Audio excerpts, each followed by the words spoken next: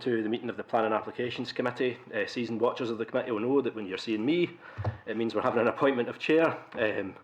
Due to the nature of today's business, the deputy chair who is present today, being the proposer of that motion, can't sit in the chair for that one to rule on it. Therefore, I'm going to ask those members present, do we have any nominations for chair today? Can I just clarify and confirm that any of the six of us can nominate, including all those members present are entitled to nominate and to second. Simply, Councillors Morrison and McLean cannot chair.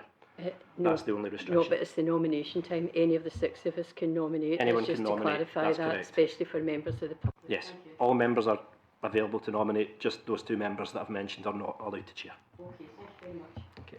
Do we have any nominations?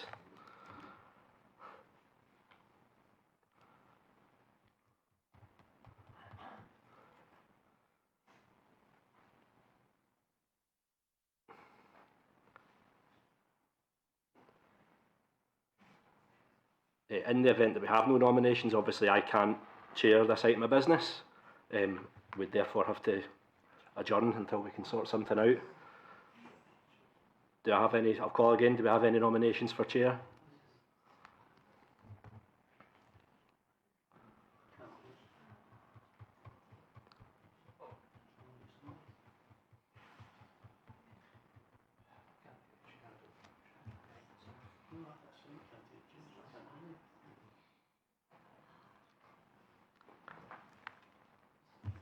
In the event we've been unable to appoint... Can I reiterate, it's open to all six councillors, including those who have brought us here today, to nominate a chair? Yes, all members may nominate a chair.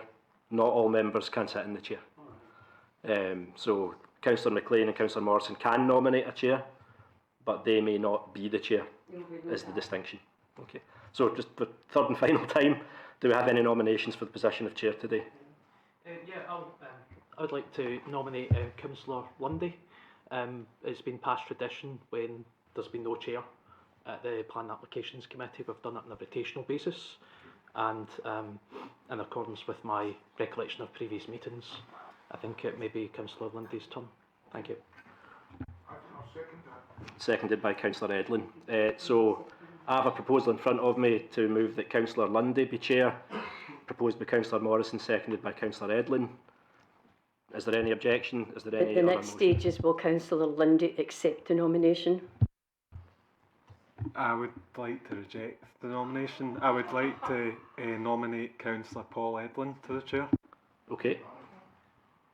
Seconder for that motion? I am going to reject the nomination in view of Councillor Ireland's complaint about me relating to the earlier consideration of this matter. Okay. I don't think it appropriate for me to be chair of this meeting. Very well. So, in light of those two rejections, do I have a third nomination for chair?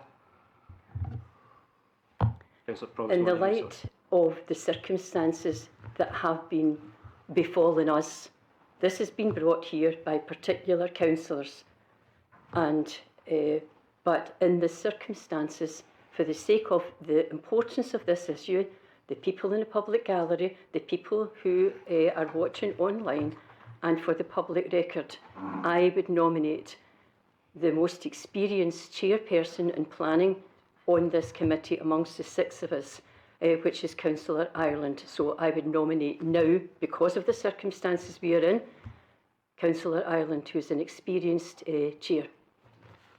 Thank you, Provost Montague. Do I have a seconder for that motion? Seconded by Councillor Lundy. Is there any objection? Councillor Ireland, are you happy to take the chair? Well, no, I'm happy to take it. Could I ask you to turn on your microphone, please? Sorry.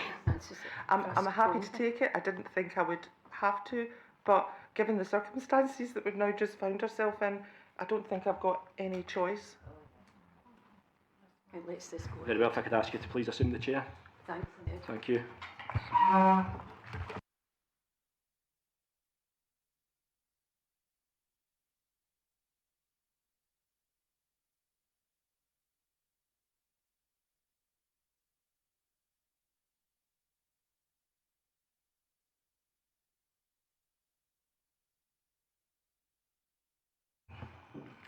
Thank you, Councillor Ireland.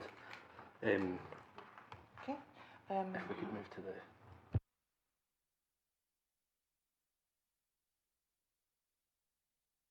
I'm just going to take, because I didn't expect to find myself sitting here, I'm just going to take 1 minute just to check the agenda with the clerks.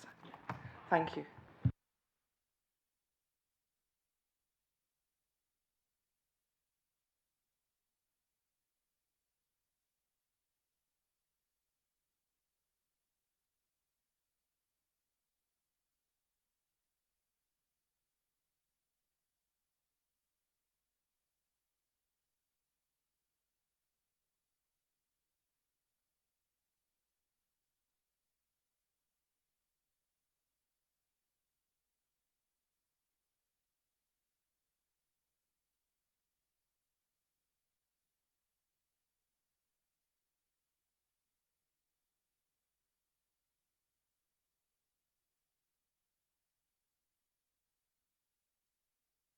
Just keep me right, because I wasn't expecting to sit here. Okay, right. Thank you very much. Good afternoon and welcome to the Planning Applications Committee. Before I go into anything, before even introducing anyone that's here today, I would like us to take a minute's silence for our chair, Councillor Betty Cunningham. She's going to be very, very, very missed by all of us. So I'd just like to pass over to yourself, if that's okay, and we're going to take a minute's silence for Betty. I'll start now.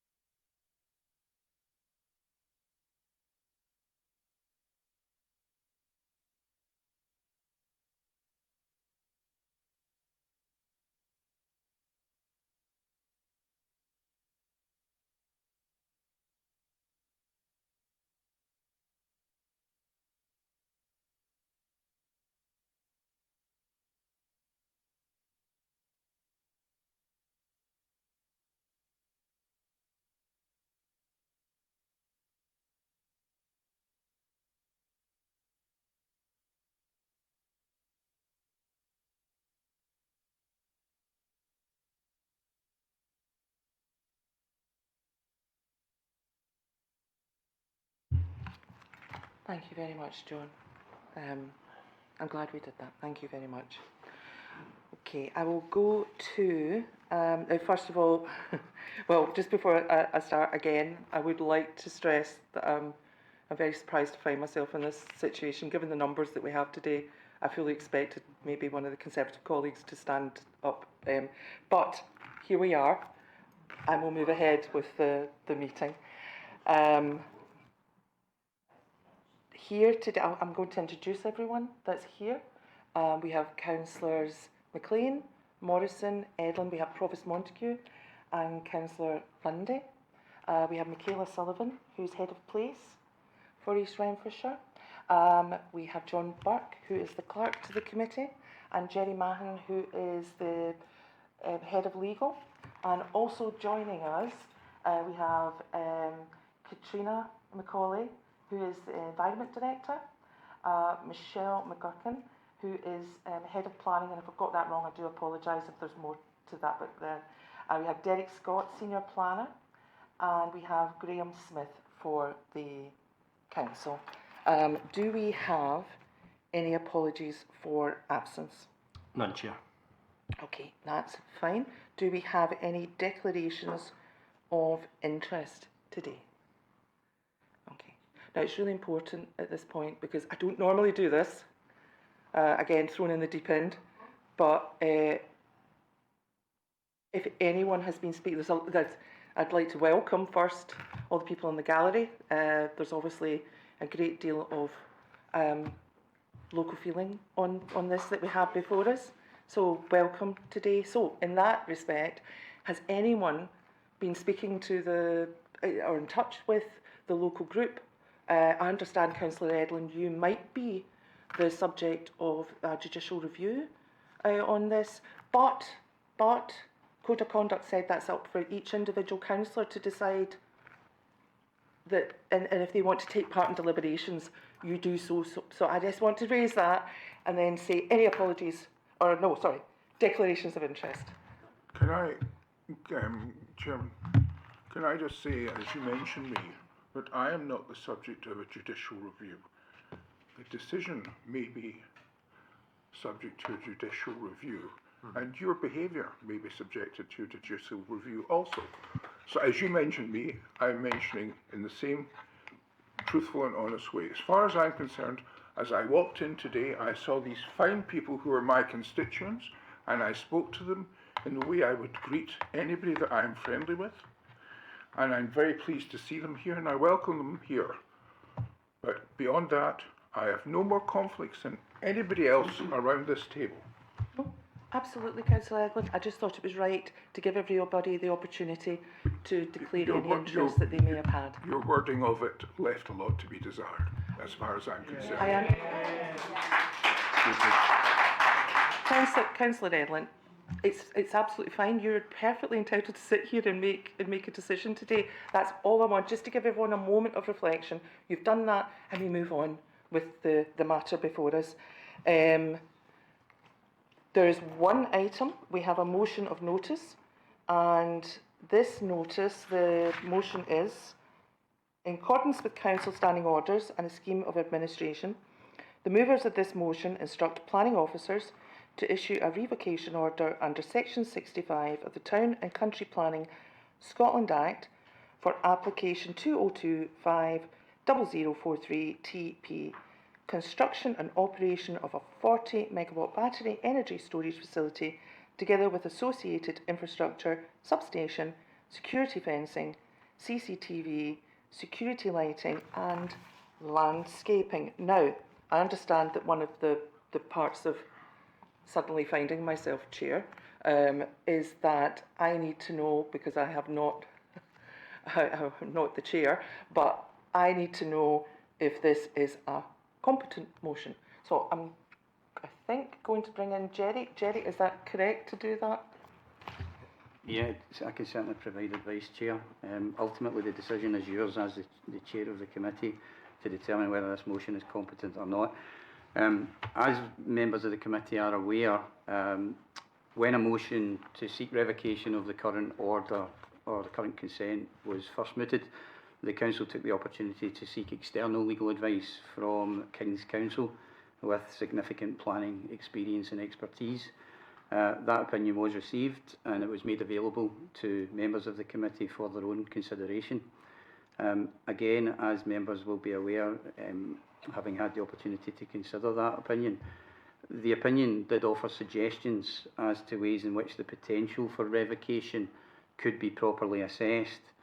It did, however, clearly indicate that a motion simply seeking revocation of the earlier decision, such as is before the committee today, is not competent.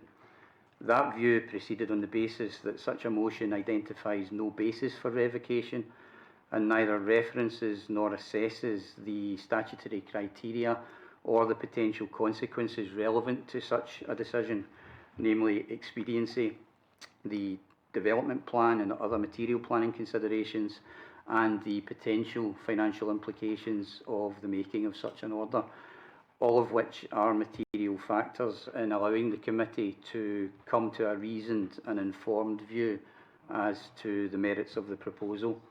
On that basis, I would adopt King's Counsel's reasoning and advise that, in my opinion, this particular motion before committee in its current terms is not competent.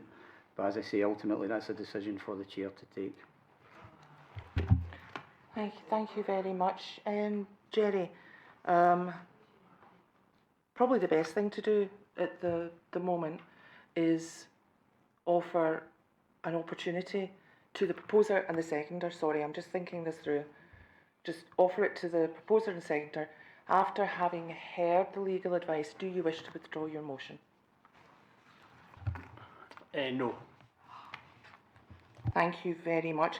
I'll return back to yourself, Jerry, The Conservatives are refusing to withdraw their motion. Does the decision rest with myself? Yeah, as I said, Chair, the decision on the competency of the motion is ultimately for the Chair to make, irrespective of whether a motion is on the table. Obviously, if it's withdrawn, then there is no decision to make, but if it remains on the table, it's ultimately a matter for yourself to determine. Thank you very much. Now, Point of order? oh, which reference, which point of order, which standing I don't order know. are you I referring don't to? know the number because I didn't expect to have to make this. It's for clarification from Mr. Mahon about what he just said. Can that be allowed, please? Well, I'll double check with the clerk. Is that okay? Yes. My access, you used the word opinion. It is your opinion. Is that an opinion purely, or is it a recommendation based on law? Because if there is an option on this, then it should be put to the committee to consider rather than just an opinion. I mean, an opinion carries no weight. A recommendation or a statutory decision and the relationship of that to this committee and how it should be dealt with does. So can you clarify what you meant by your opinion? Hopefully, I thought I'd made the position clear. The council sought external legal advice, which is typically known as an opinion. That's the terminology that's used in terms of council's opinion. Council's opinion reflects the position that I outlined to the committee, namely that the motion in its current terms is considered incompetent for the reasons I gave. I have adopted that opinion. I bow to the knowledge of the KC. I don't necessarily disagree with it. And in that sense, it is an opinion. It is, by dint of me agreeing with it, my recommendation, if you want to call it that, but I'm not really in a position to recommend or otherwise. I can only give advice to the Chair. My advice to the Chair is that we have sought external legal advice which suggests that this motion is incompetent, and having sought that advice, received that advice and provided that advice to members of the committee, it seems fair for the Chair then to determine whether she wishes to accept that advice.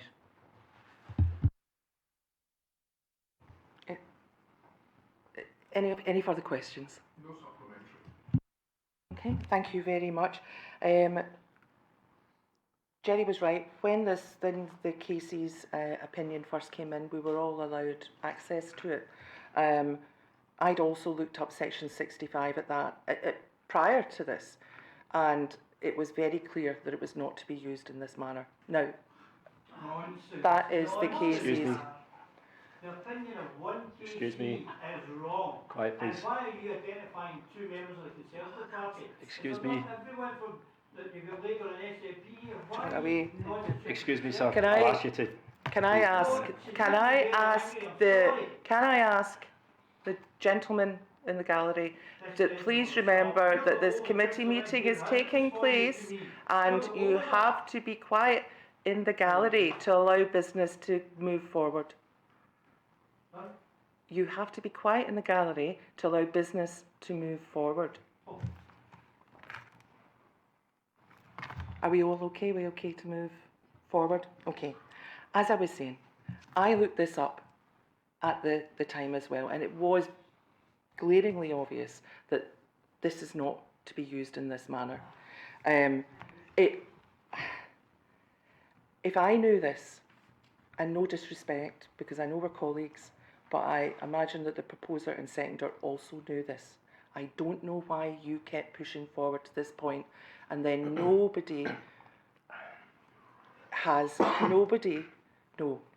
nobody was willing to step up and chair, and I now have been left in this position after what felt like an eternity sitting over there.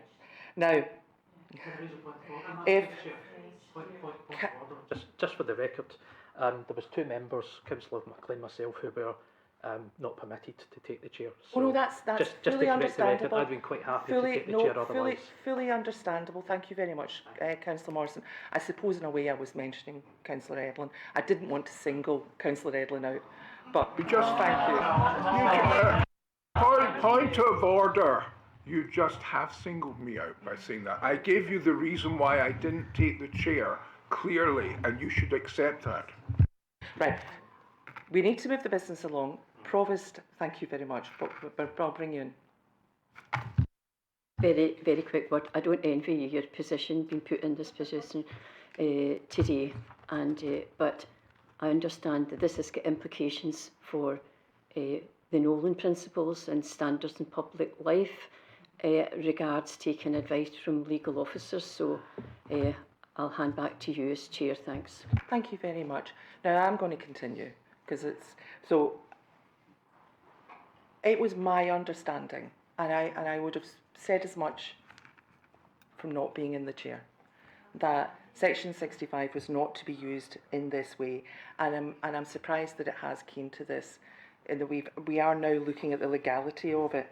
Now, as no one has been willing to step up, and again, there's only so many times I can say this, and I am now going to be left to make this decision, and there was not anyone willing to take the casting vote.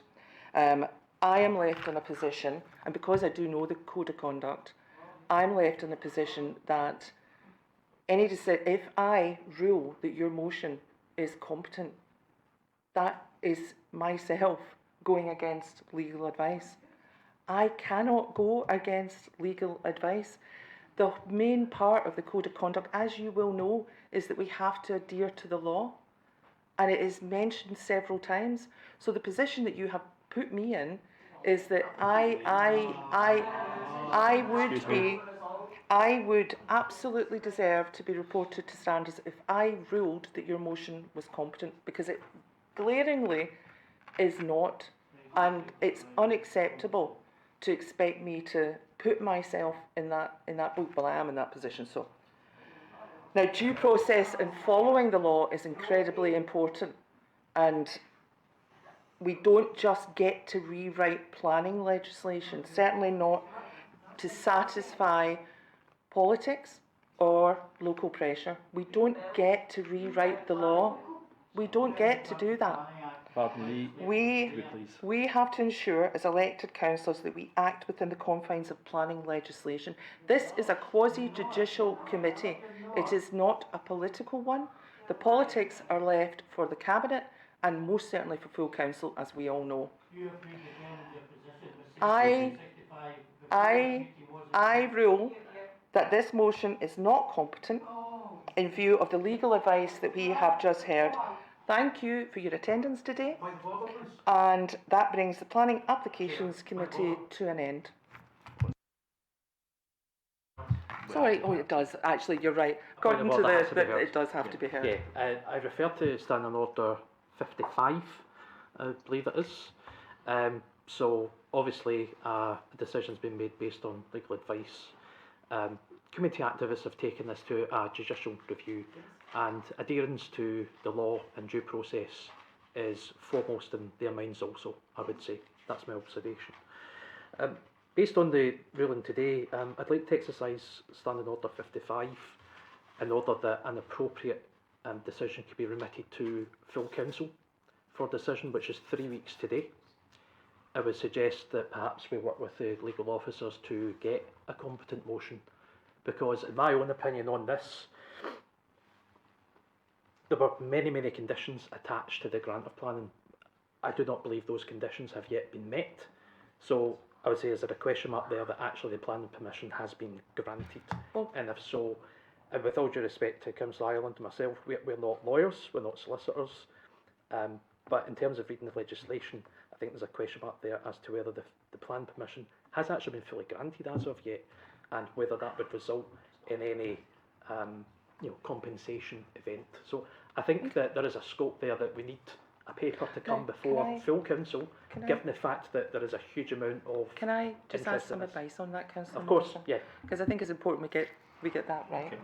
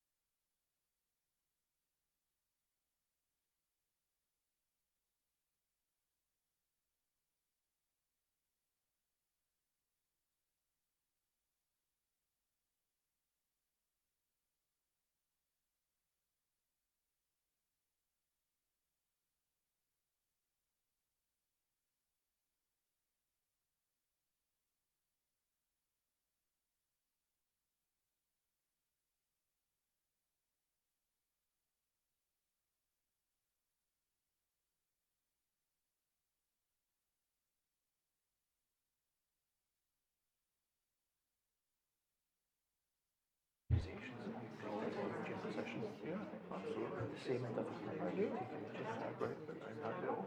I'm ready for it. Jim.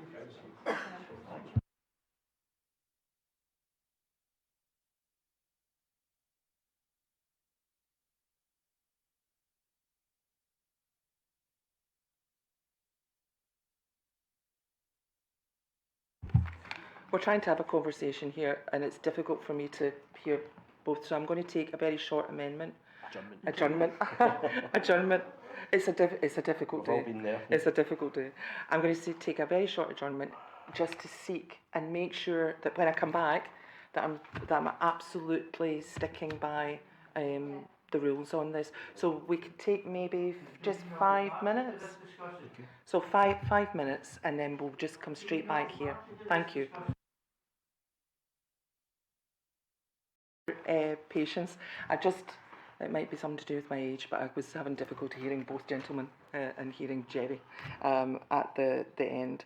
So my decision is that I have already ruled this motion is not competent. I take on board Councillor Morrison's point, but it's entirely up to the proposer and the seconder to submit any motion they so wish to full council, and that's something that they will have to do, I think, with 14 days notice before 4:45. But I will not be remitting this motion to full council.